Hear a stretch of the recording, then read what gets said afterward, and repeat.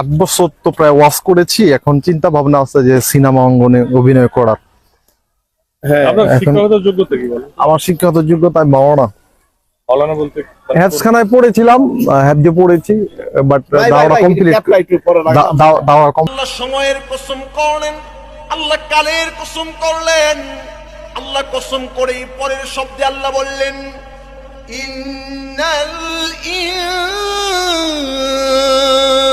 ইনসানা লাফি খুসর। আমি আপনাদের মতোই জাস্ট এই ফিল্ডটা নেওয়ার জন্য না আর কি, জীবনে কিছু আশা এবং স্বপ্ন ছিল। এর ভিতরে একটা স্বপ্ন ছিল যে আমি বড় বক্তা হব।